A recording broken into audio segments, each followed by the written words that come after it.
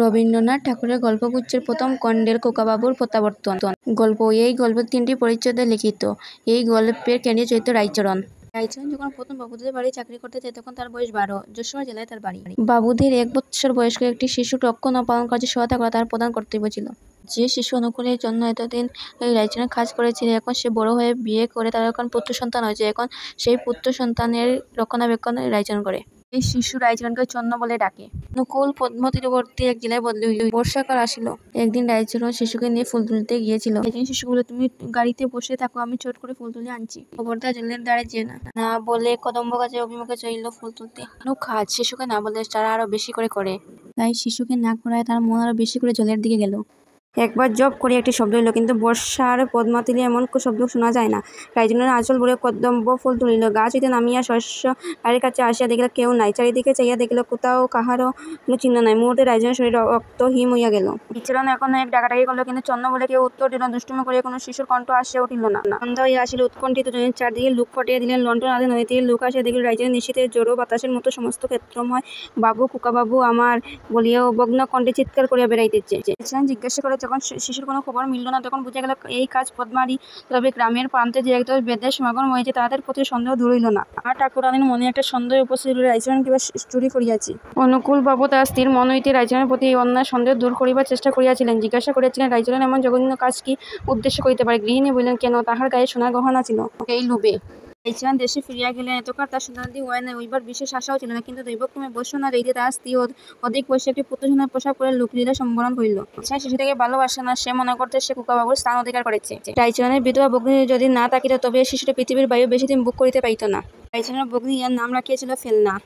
সেই ফেলনা যখন একটু বড় হলো তখন রায়চরণ মনে হলো খোকাবাবু যেন তার ঘরে এসেছে।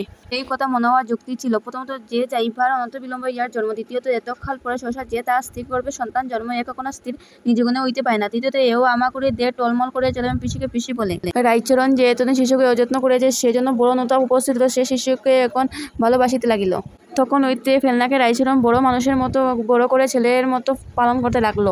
দিনের জামা কাপড় বড় লোকেরা যেভাবে তাদের সন্তানদের পালন করে, রায়চরণও তেমনভাবে পালন করতেছিল। ফেলনার যখন বৃদ্ধাবাসের বয়স হইল তখন রায়চরণ নিজের জুত জমা সমস্ত বিক্রয় করে ছেলেটিকে কলিকাতা লইয়া গেল। এমন করিয়া 12 বৎসর কাটিয়া গেল। ছেলে পড়াশোনায় ভালো, দেখিতে শুনিতেও বেশ হৃষ্টপুষ্ট উজ্জ্বল সাম্বল। ফেলনা বাপকে ঠিক বাপের মতো করে মনে করিতে পারিত না, কারণ রায়চরণ স্নেহে বাপ এবং সেবায় বৃত্ত ছিল, এবং তাহার আরও একটি দুই ছিল, সে যে ফেলনার বাপ একথা সকলের কাছে গোপন রাখিয়াছিল। একদিন রায়চরণ ফেলনাকে কিছু টাকা দিয়া আবশ্যক করিয়াছে, আমি কিছুদিনের মতো দেশে যাইতেছি, এই বলিয়া বানারসিতে গিয়া উপস্থিত হইল। অনুকূলবাবু তখন সেখানে মুন্সেফ ছিলেন। অনুকূলের আর দ্বিতীয় সন্তান হয়নি। গৃহিণী এখনো সেই পুত্র সুখে বক্ষের মধ্যে লালন করিতেছিলেন। বানারসে গিয়ে অনুকূলের বাড়িতে গেলেন। ঠাকুর রায়চরণকে তেমন প্রসন্নভাবে সমাদর করিলেন না। রায়চরণ তৎপ্রতি লক্ষ্য না করে জোরস্তে কহিল, প্রভু মা, আমি তোমাদের ছেলেকে চুরি করিয়া লইয়াছিলাম। পদ্মাও নয়, আরো কেউ নয়, কৃতজ্ঞ আমি অদম, এই আমি।